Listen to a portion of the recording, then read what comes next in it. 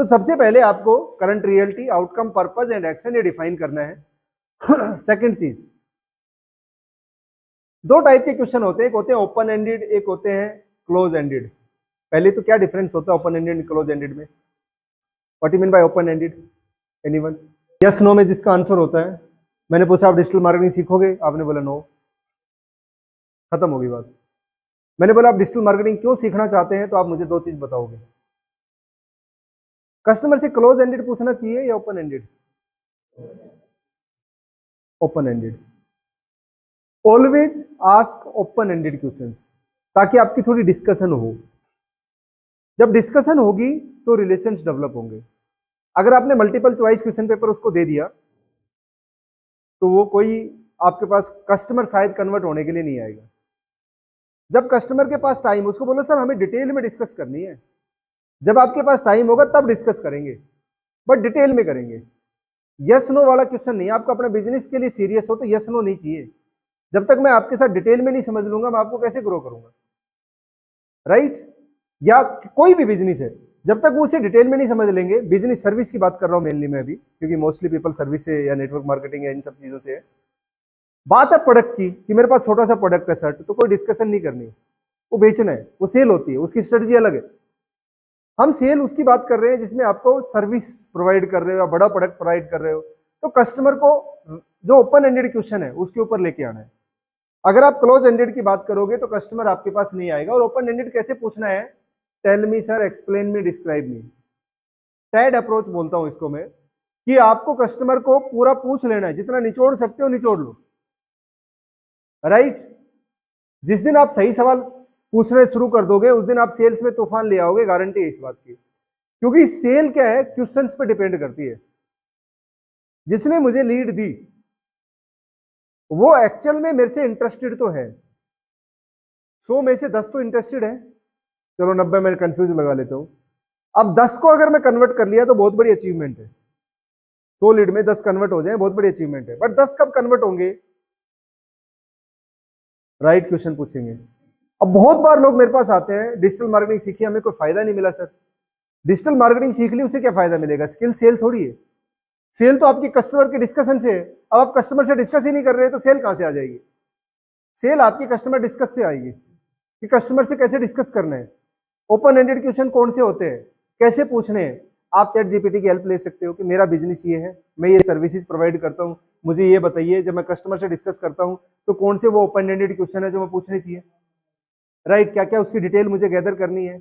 तो आप जितना एक्सपेरिमेंट करेंगे, जितना आप उसके अंदर R&D करेंगे, रिसर्च करेंगे, उतना ज्यादा आपको इसमें फायदा मिलेगा। तो आपको टैड अप्रोच अपनानी है कि पूरा tell me, explain me and describe me जब तक आप नहीं करोगे, जब तक कस्टमर आपको सेल नहीं देने वाला। सेकंड, ओपीसी मॉडल आपको अपनाना है। ओपीसी मॉडल क्या होता है? सबसे पहले ओपन एंडेड क्वेश्चन पूछने, फिर छोड़ना नहीं है, प्रोबिंग करना है। प्रोबिंग क्या होता है? बाल की खाल निकालना, क्वेश्चन पे क्वेश्चन, क्वेश्चन पे क्वेश्चन, जब तक कि कस्टमर बता रहा है। जबरदस्ती इरिटेट नहीं करना है। बोले जी हमें तो यही तो लिखा था कि हमें यही तो लिखा था कि हमें ये करना है, राइट? जैसे मैं कल एक मीम देख रहा था, मेरे को एग्जैक्टली ध्यान नहीं उसके अंदर क्या था। वो एक लड़की इंटरव्यू के लिए गई, तो उसने बोला कि इंटरव्यूअर ने पूछा सपोज करो कि हवाई जहाज है, एक बस चल रही है, चलो एक कार चल रही है, और कार में एसी खराब हो गया, शीशे डाउन नहीं हो रहे, तो आपको गर्मी लग रही है, आप क्या करोगे? तो बोली सर मैं खिड़की खोलूंगी। चलती कार, बोल खिड़की चलो थोड़ी बहुत खोल लोगी, बट कार आगे चल रही है तो हवा के प्रेशर से खिड़की तो नहीं खुलेगी, कैसे करोगी? बोल नहीं सर मैं फिर भी खोल लूंगी। तो बोल ठीक है जी आप जाओ बाहर। दूसरे बोले आपसे क्या पूछा? बोल मेरे से तो ये पूछा। अब इंटरव्यूअर ने क्वेश्चन चेंज कर दिया, बोल कार रुकी हुई है, आपको गर्मी लग रही है, आप क्या करोगे? बोल खिड़की तो बिल्कुल नहीं खोलूंगा क्योंकि खिड़की खोलने वाला आंसर तो है नहीं, तो खिड़की तो बिल्कुल नहीं खोलने वाला मैं तो कस्टमर अगर इरिटेट हो रहा है तो सर आपने तो बोला था प्रोबिंग करना है, अब मैं तो प्रोबिंग कर रहा हूं, तो कस्टमर कई बार आपको समझना है। मतलब ऐसा नहीं कि जी मैं खिड़की, खड़ी कार है खिड़की खोल ले भाई, गर्मी लग रही थी क्या प्रॉब्लम है? सर खिड़की नहीं खोलने वाला, बाकी कुछ भी कर लूंगा राइट? नौकरी तो मैं लेके रहूंगा। तो बात यह है कि आपको प्रोबिंग करना है, ओपन एंडेड क्वेश्चन पूछना है जब तक कि कस्टमर बता रहा है, राइट? और उसको वहां तक लेके जाना है जहां तक आप सेल क्लोज कर सकते हो। दो टाइप के कस्टमर होते हैं, small chunk and big chunk. Small chunk होते हैं छोटे कस्टमर, बिग चंक होते हैं बड़े कस्टमर। जब आप स्टार्टअप में जा रहे हो तो बड़े कस्टमर को रिटेन करने की या गेन करने की कोशिश मत करना, है ना। आपको हमेशा छोटे कस्टमर पे फोकस करना है, ताकि जितना ज्यादा आप सीख सको उतना ज्यादा बेटर होगा। फिर बड़े चंक, बिग चंक पे आप जा सकते हो। अदरवाइज आपने किसी का बड़ा का प्रोजेक्ट ले लिया, अब आप कर नहीं पाए, तो आप पता नहीं कितने बड़े पचड़े में फंसने वाले हो, क्योंकि उसके पास पूरी टीम है, सब कुछ है, वो आपको हरासमेंट भी करेगा, वो आपको बहुत कुछ करते हैं। तो आपको ऑलवेज, क्योंकि हमें फेल होने वाले हैं, हम ये मान के चलो कि हम फेल होने वाले हैं, तो हमें छोटे कस्टमर से सीखना है। अभी अभी हम बिजनेस करने नहीं जा रहे, लर्न करने जा रहे हैं, तो ऑलवेज स्मॉल चंक के ऊपर जाना है आपको। सवाल पूछना हर किसी की जिम्मेवारी है, लेकिन मौके पर सही सवाल करने में समझदारी है ना। ऐसा नहीं है कि ऐसा यही सेट ऑफ फार्मूला है जी, यही लेके चलना है, ऐसा नहीं है। बट सही सवाल करना है आपको, आप समझदार इंसान हो। गोल्डन रूल है सेल के, सिर्फ वही बेचो जो खुद खरीद सकते हो।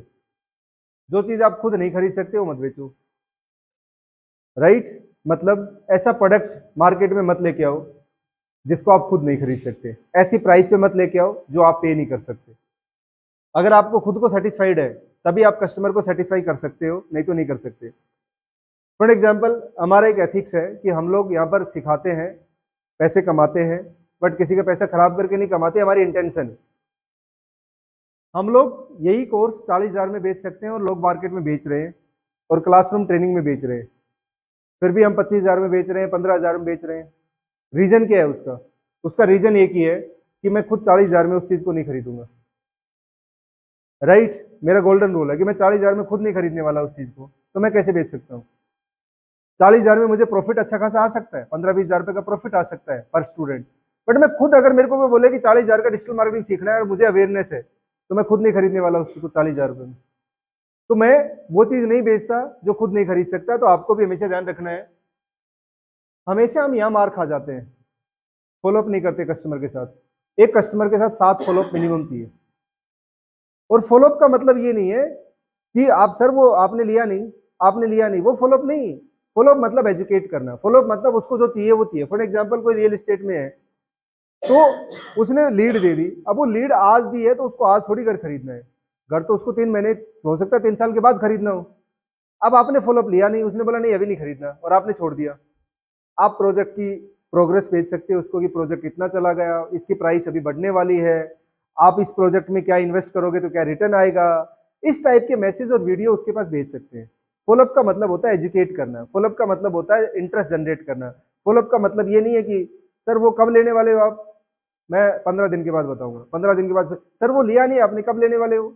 फिर बोले 15 दिन के बाद बताता हूँ। सर वो 15, बोले यार मेरे को नहीं लेना,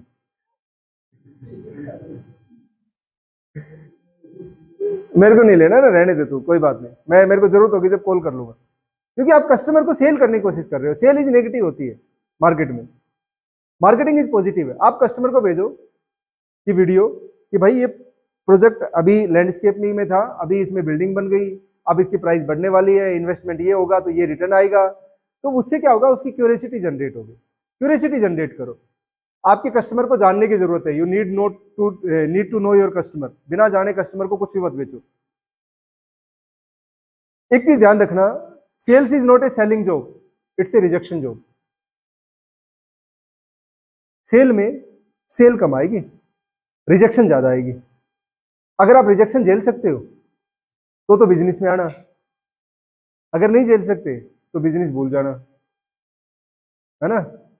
वो इमेज रेशमिया गाना है ना, भूल जाना है मुमकिन नहीं, तो ये भूल जाना ये मुमकिन नहीं है, राइट। क्योंकि sale is a not a selling job, it's a rejection job. अगर मैं 10 लोगों से मिलूंगा तो 9 लोग मेरे मुंह पे दरवाजा मारने वाले हैं। आजकल ऑनलाइन मिलते हैं तो फोन काट देते हैं गाली देके, या मैसेज कमेंट ऐसे डालेंगे। Sale is not a selling job, sale is a rejection job. आपको रिजेक्शन के लिए रेडी रहना है, सेल अपने आप आ जाएगी। सेल अपने आप आ जाएगी, रिजेक्शन के लिए रेडी हो। माइंडसेट ऐसा होना चाहिए कि हाँ इसमें रिजेक्शन ज्यादा मिलेगी, सेल कम मिलेगी। हमेशा ऐसा ही होता है। 3 स्टेप फार्मूला है सेल करने का। जैसे फॉर एग्जाम्पल,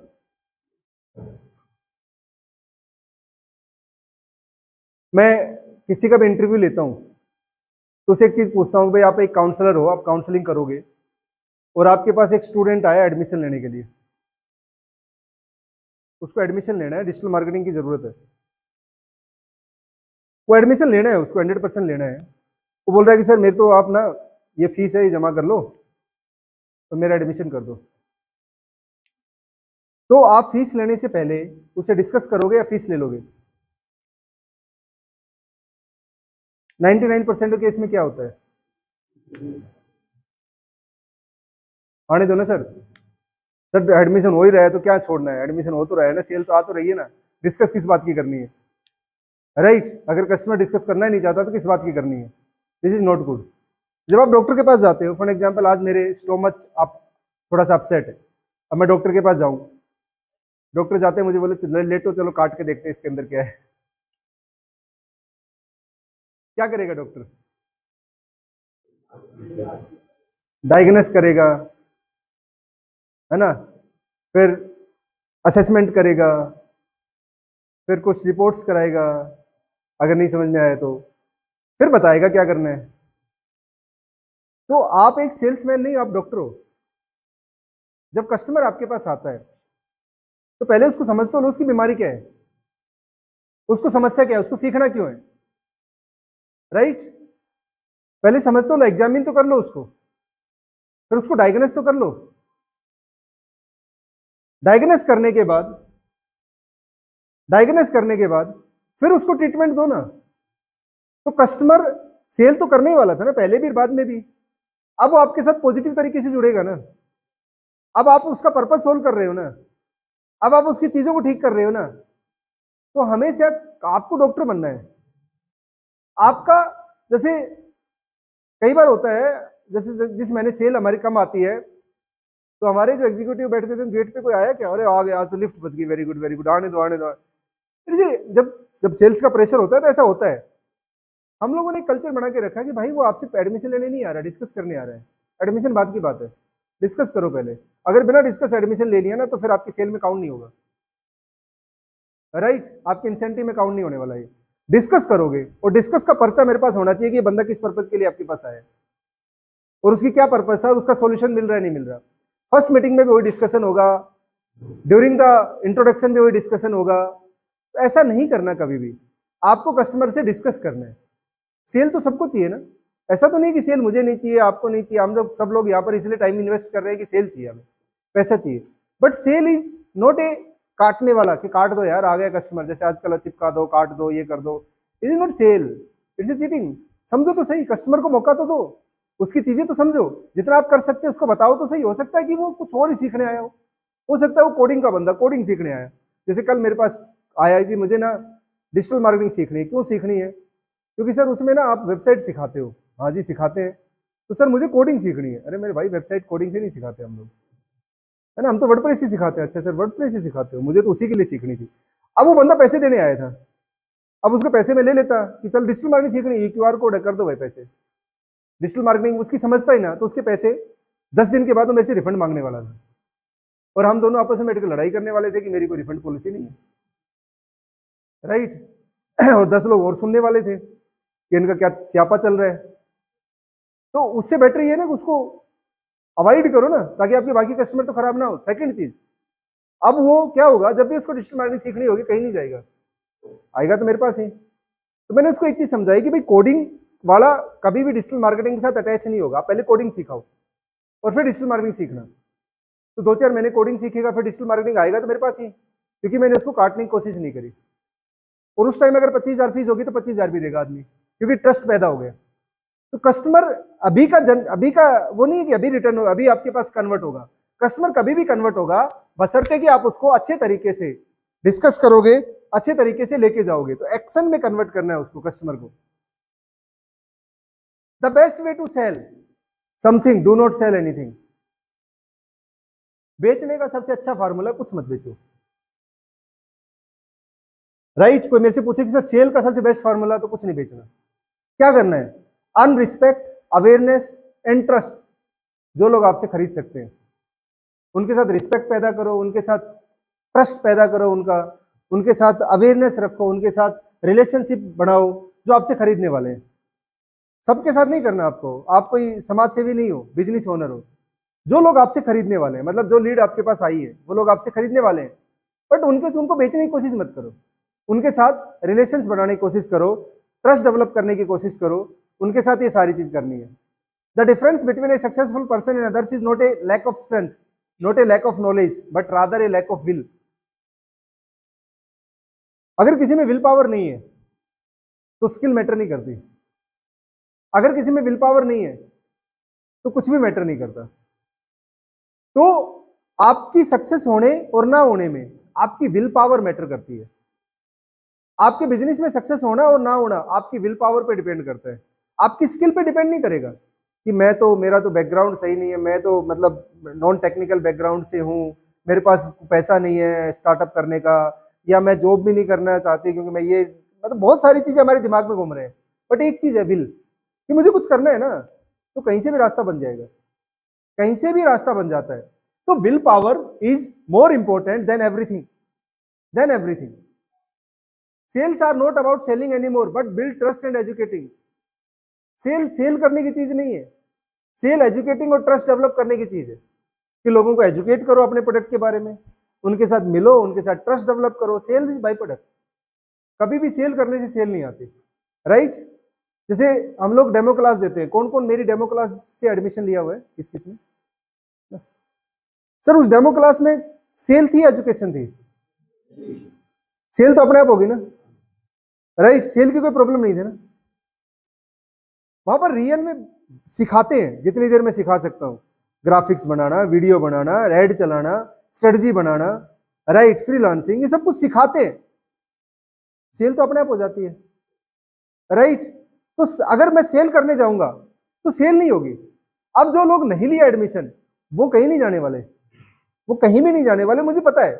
आज नहीं तो कल जब उनके पास टाइम होगा, समय होगा, या कहीं 2-4 हजार रुपए देख के फिर बाद में आएंगे जरूर, क्योंकि उसको इस लेवल की एजुकेशन या इस लेवल का ट्रस्ट नहीं मिलने वाला। तो मेरे लिए क्या इंपॉर्टेंट है, सेल या एजुकेशन?